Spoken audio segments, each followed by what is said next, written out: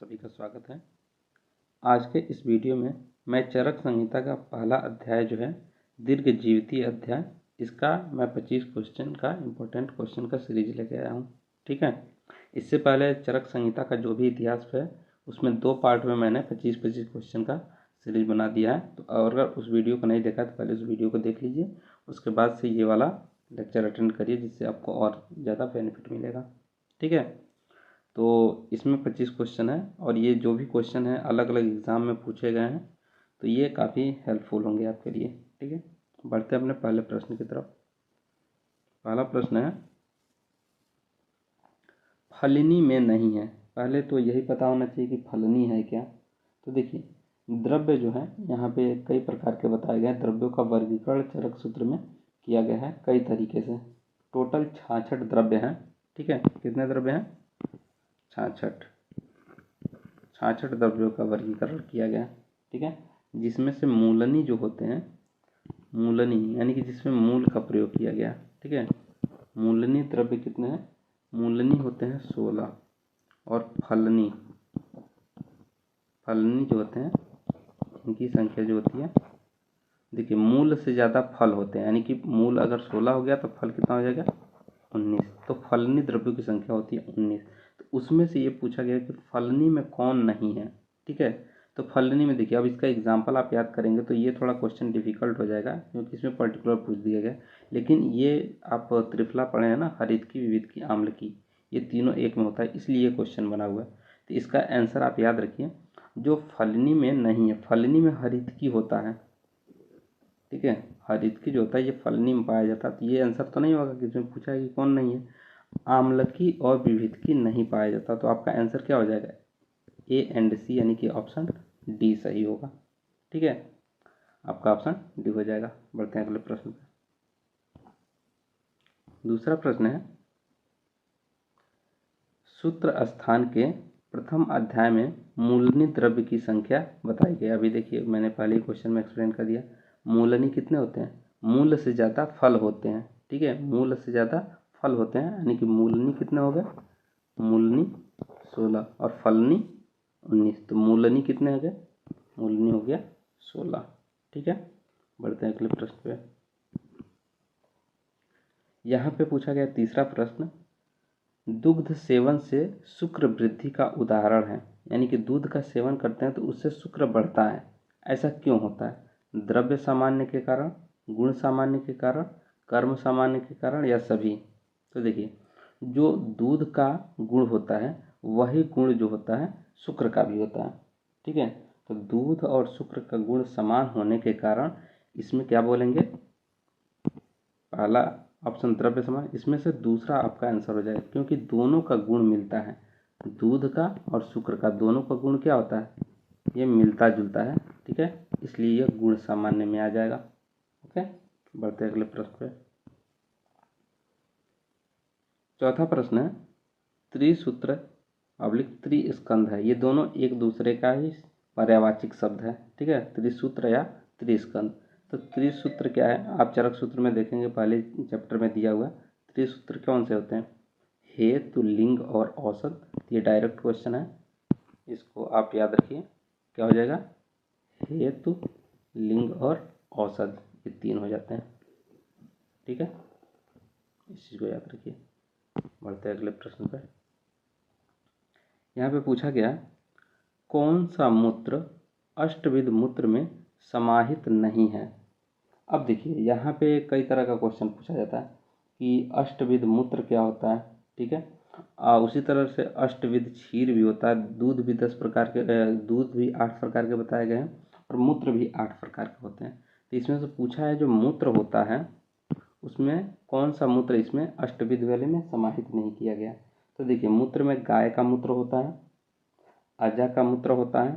ठीक है, अजा हो गया। माहिस का मूत्र होता है, ऊँट का मूत्र होता है, उसके बाद से अवी का मूत्र होता है, हस्ती का मूत्र होता है, खर का मूत्र होता है।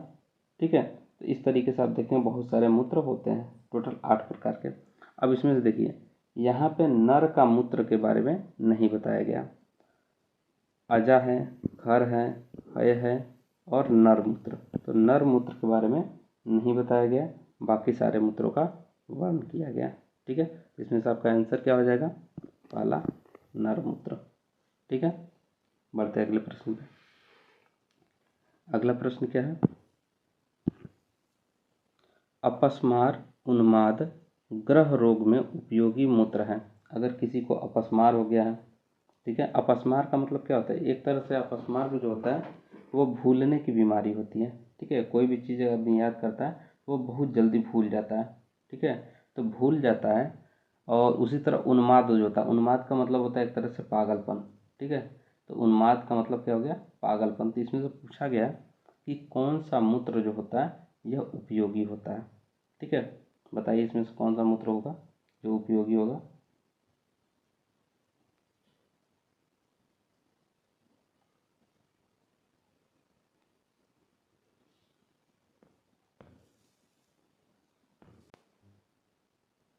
तो इसमें से सही आंसर क्या हो जाएगा आपका? खर।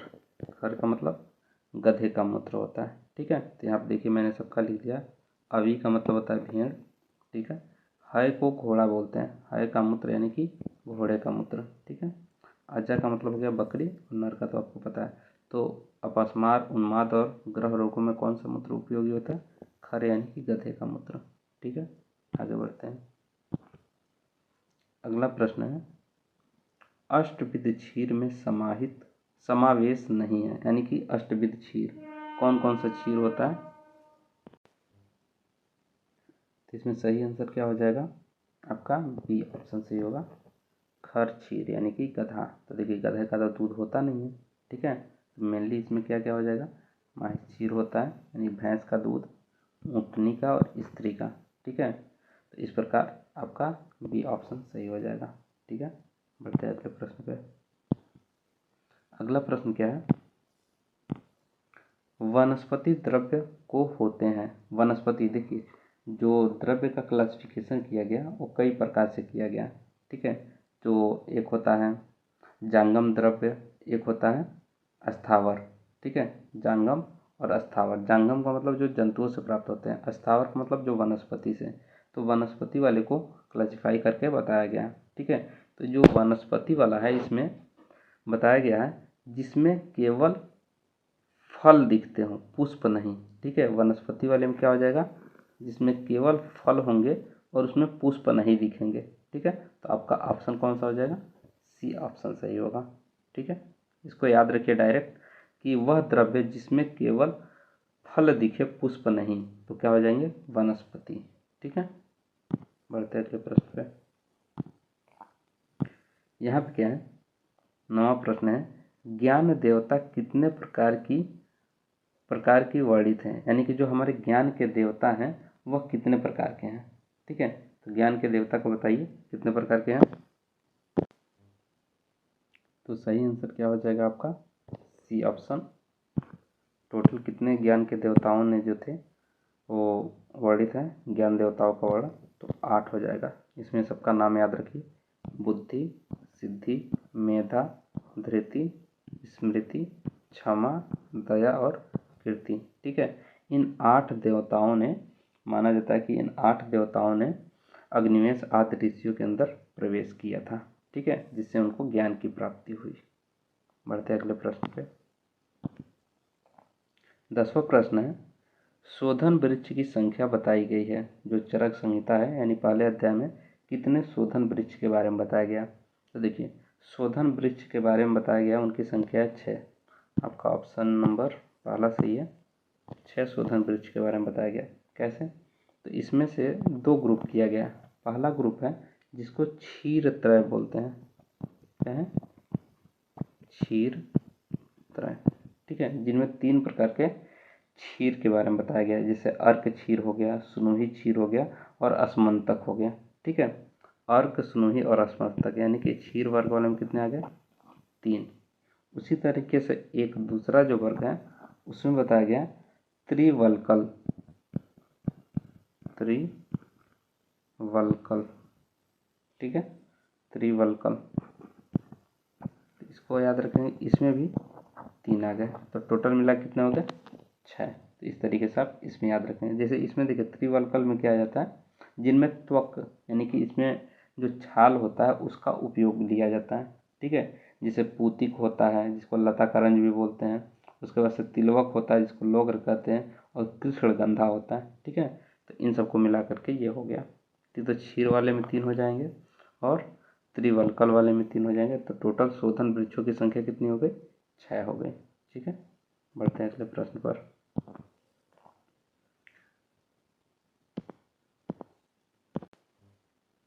तो फलनी द्रव्य जो है उसमें टोटल 10 विरेचन वाले फल के बारे में बताया गया है। टोटल 10 हैं जो विरेचन कराते हैं। तो उसमें आपका हरितकी भी आ जाता है, आरकवत भी आ जाता है, कम्पीलक भी आ जाता है। ठीक है, हरितकी, आरकवत, कम्पीलक ये सब आ जाते हैं। बिटंग भी इसी में आता है। उसके बाद से करंज भी आता है, लता करंज भी आता है। ठीक है, ये सब इसमें आ जाते हैं। आरकवत, सांखिनी ये सब इसमें आ जाते हैं। विरेचन के लिए उपयोगी ये सब क्या है? फल है। जैसे 19 फलने द्रव्य होता है ना, तो 19 में से 10 जो होते हैं वह विरेचन के लिए उपयोग किए जाते हैं। वमन के लिए 8 होता है और नस्य के लिए 1 होता है। नस्य जो होता है अपमार्ग के से दिया जाता है। ठीक है, तो ये हो गया आपका प्रश्न। इसमें आंसर क्या हो जाएगा? आंसर हो जाएगा आपका सभी। ठीक है, कि विरेचन के लिए कौन उपयोग किया जाता है? सभी विरेचन कर्म के लिए उपयोग किए जाते हैं। बढ़ते हैं अगले प्रश्न पे। हाँ देखिए, वही आ गया। विरेचन के लिए उपयोगी फलों की संख्या क्या है? तो विरेचन के लिए अभी मैंने बताया कितने उपयोगी फल हैं। विरेचन के लिए उपयोगी फलों की संख्या कितनी हो गई? इसका आंसर आपका वैसे हो जाएगा, पिछले क्वेश्चन से मिल गया। आंसर क्या हो जाएगा? 10। विरेचन के लिए कितने उपयोगी फल हैं? 10 हो गया। ठीक है, बढ़ते हैं अगले प्रश्न पे। निम्न में से त्रिदंड है। त्रिदंड, ये भी डायरेक्ट रटा हुआ क्वेश्चन है, पारीख में दिया हुआ है। ठीक है, त्रिदंड क्या होता है और इस चैप्टर में भी दिया है। तो त्रिदंड किसे कहते हैं? सत्व, आत्मा, शरीर। याद रखिए, सत्व, आत्मा, शरीर को क्या कहते हैं? त्रिदंड कहते हैं। ठीक है, अच्छा कमेंट बॉक्स में बताइए त्रिस्तंभ किसे कहते हैं? ठीक है, त्रिस्तंभ बताना है। इसका आंसर आप कमेंट बॉक्स में बताइए। बढ़ते हैं अगले प्रश्न पे।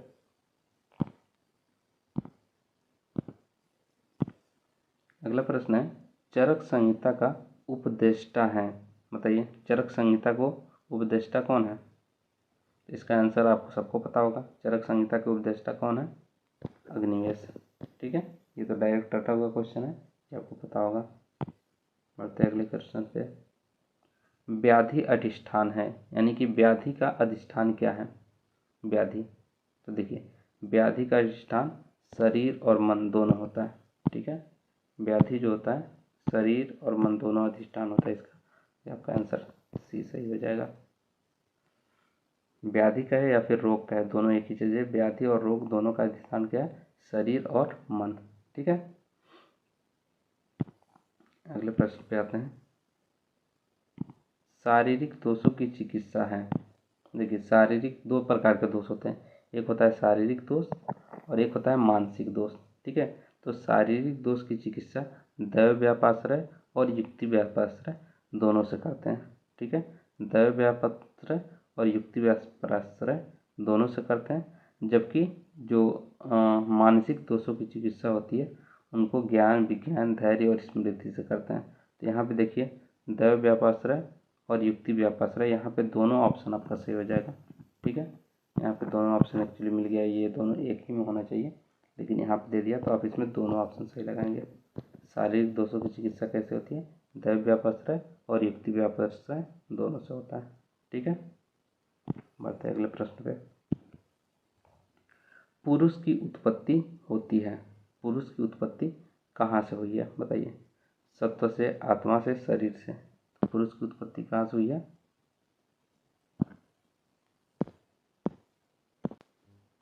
देखिए, इस वाले क्वेश्चन में थोड़ा सा मिस्टेक हो गया था। चरक संहिता का उपदेष्टा है, यानी कि चरक संहिता का उपदेश किसने दिया था? तो आत्रेय ने उपदेश दिया था। ठीक है, पुनर्वसु आत्रेय ने। तो उसको जो किताब का रूप दिया था, संस्कर्ता जिसे कहेंगे, तो अग्निवेश उसके संस्कर्ता हैं और पूरक कर्ता दृढ़बल हैं, जिन्होंने 41 अध्याय को जोड़ करके चरक संहिता को पूरा किया था।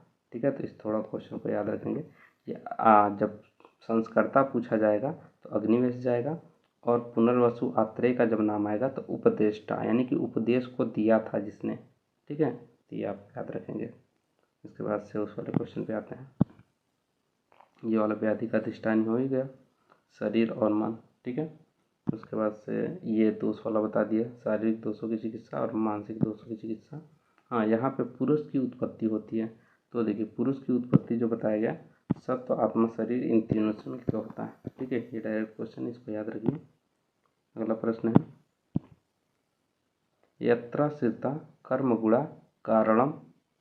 एक्चुअली यहाँ पे डॉट डॉट रहेगा, यहाँ पे थोड़ा सा जगह छूट गया है, यहाँ पे इसको फिल करना था, ठीक है। इसको फिल करना था, ये किसका है, किसका लक्षण है, तो ये द्रव्य का लक्षण है। यत्राश्रिता कर्म गुणा कारणम द्रव्य, ठीक है, ये द्रव्य का लक्षण है।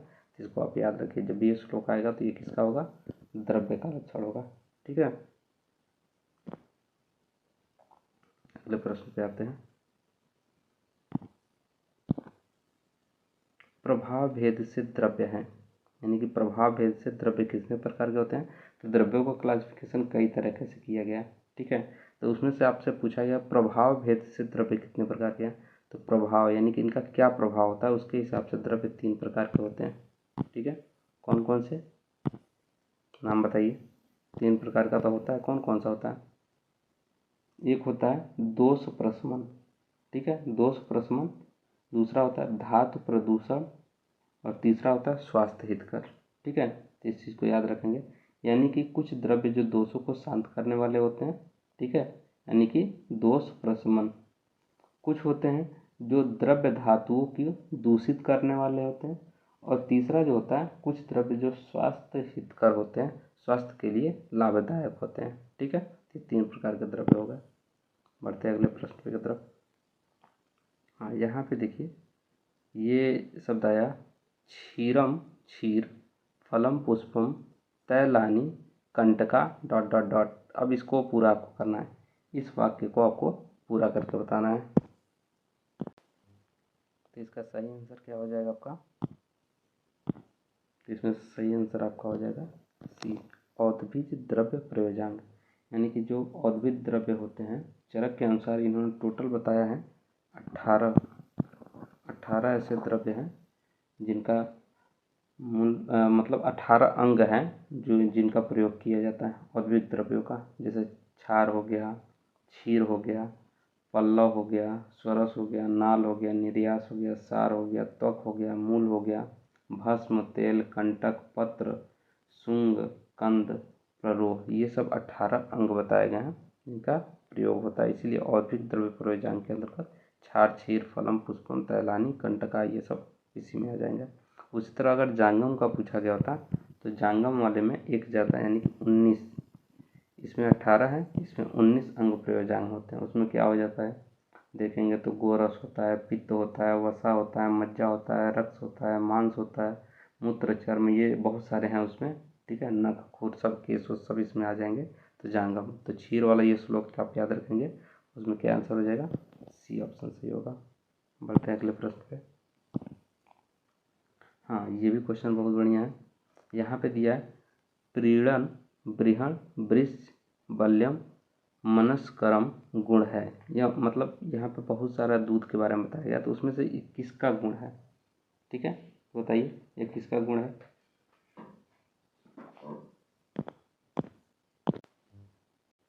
तो यह जो आंसर होगा इसका सभी हो जाएगा, क्योंकि किसी भी प्रकार का दूध हो, सभी प्रकार के दूध जो होते हैं, प्रीणन, बृहण, वृष, बल्य, ये सब होते हैं, ठीक है। तो दूध का ये सामान्य लक्षण है, आपका सभी आंसर हो जाएगा, ठीक है। बढ़ते हैं अगले प्रश्न पे। अगला प्रश्न है सूत्र स्थान का पर्यायी, एक्चुअली यहाँ पे पर्याय या फिर पर्यायवाची शब्द यहाँ पे बोल सकते हैं। हाँ, सूत्र स्थान का पर्यायी नाम, पर्यायी का मतलब पर्यायवाची नाम पूछा गया। तो सूत्र स्थान को और किस नाम से जाना जाता है, तो सूत्र स्थान को श्लोक स्थान के नाम से भी जानते हैं, ठीक है। तो आप इसको याद रखिए, सूत्र स्थान को श्लोक स्थान के नाम से जानते हैं। 20वां प्रश्न है निम्न में से कौन सी कर्म सामान्य की परिभाषा है। कर्म सामान्य की परिभाषा, तो ये भी डायरेक्ट याद है, तुल्यार्थता ही सामान्यम, यानी कि सी ऑप्शन इसमें सही होगा। इसको आप याद रखिए, ठीक है। ये डायरेक्ट वहाँ पे श्लोक दिया हुआ, तो इस चीज़ को याद रखिए। अगला प्रश्न है आचार्य चरक ने पदार्थ का क्रम दिया है। देखिए यहाँ पे बच्चे बहुत ज़्यादा कंफ्यूज रहते हैं, चरक के अनुसार और वैशेषिक दर्शन के अनुसार। ठीक है, तो चरक ने जो पदार्थों का क्रम दिया है, इसके लिए पहला ऑप्शन सही होगा सामान्य विशेष गुण। ठीक है, सामान्य विशेष गुण, उसके बाद से द्रव्य कर्म समवाय। ठीक है, ये उन्होंने दिया है चरक ने। और वही जो वैशेषिक दर्शन के अकॉर्डिंग बढ़ेंगे तो द्रव्य गुण कर्म सामान्य विशेष समवाय, ये कैसा है, वैशेषिक दर्शन के अनुसार है। ठीक है, तो ये इसमें याद रखें। तो यहाँ पे चरक वाला है तो आपका आंसर फर्स्ट हो जाएगा। ठीक है, बढ़ते अगले प्रश्न पे। आचार्य चरक ने हित आयु सुख आयु का उल्लेख कहाँ किया है? यानी कि आचार्य चरक जी ने जो सुख आयु होता है, हित आयु होता है, दुख आयु होता है, इन सब का उल्लेख कहाँ पे किया? तो देखिए जो पहला चैप्टर है, पहला चैप्टर भेषज चतुष्क के अंतर्गत जो आता है, भेषज चतुष्क यानी कि इस अध्याय में जो अभी हम अध्याय डिस्कस करें उसमें तो है ही, साथ ही साथ जो संग्रह जो है लास्ट का दो चैप्टर है उसके अंतर्गत भी इसका उल्लेख किया है।